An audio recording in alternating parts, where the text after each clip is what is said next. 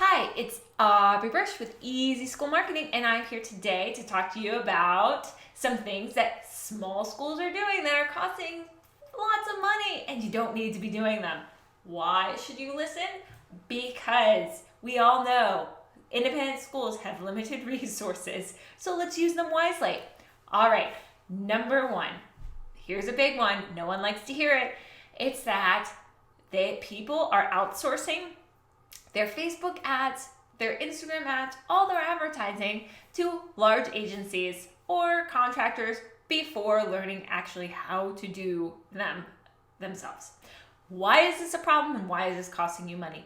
Because, to be honest, if you don't know how these ads work, you're not going to be able to tell how effective an agency is doing with your ads. You should be able to know how to do them. I always say try to keep them in-house as long as possible. Try to keep them in-house, learn those skills, because let's say a recession comes along. Look, what's one of the things that's going to be cut? Probably your large agency bill. And that's going to leave you with Facebook ads on your plate. I suggest, which kind of mirrors into a couple of the other suggestions I have here, that you outsource smaller tasks and that you focus on the high-end tasks that are like the $100 an hour tasks, like Facebook ads and stuff like that, so that you're upping your value to your school and you're making sure you're building a sustainable model. Now, I do understand that you have a lot on your plate. So if you end up having done it for like 6 months or so and you know how to do all these ads and you still want to offload it to an agency, yes, that makes sense. You know how to do it. You figured out that it's not worth your time in some way and you'd like to focus on a higher strategic vision that's still a high dollar amount piece, then yes, offload it. But until then, remember, you want to be the ones holding the value, having the valuable employees and having that high level inside your school, not outside your school. So another major thing I see is hiring big teams when you could outsource small tasks.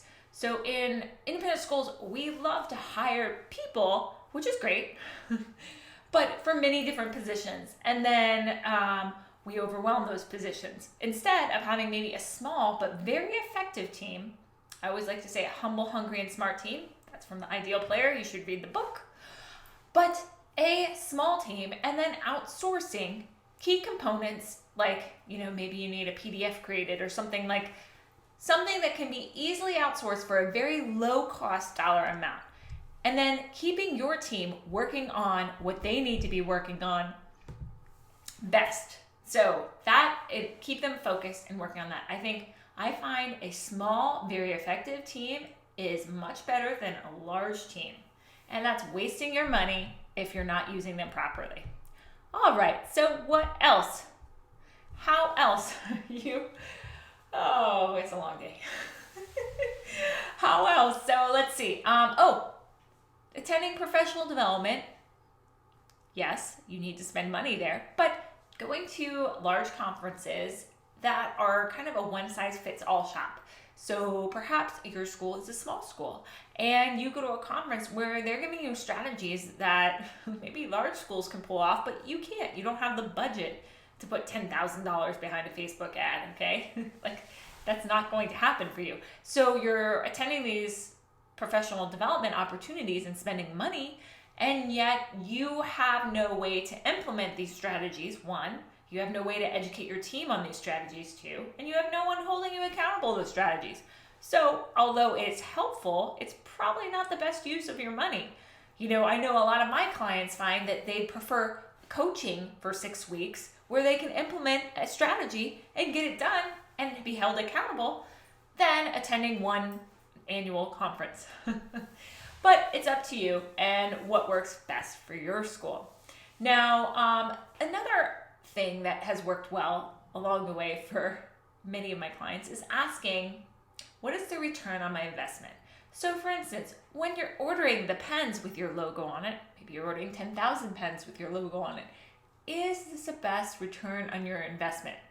Will you get a student out of this? Or is this going to create a goodwill between families? You have to look at the return on investment in terms financially and return on investment in terms of keeping retention and attracting students and stuff like that. And really think about that. Like, is that a good return on your investment? Will you see that return on your investment? Those are great questions to ask. I hope this was helpful for you. Please let me know how you think schools are wasting money or could spend money more strategically. And come connect with me at LinkedIn and tell me. I'd love to hear. Take care. Bye.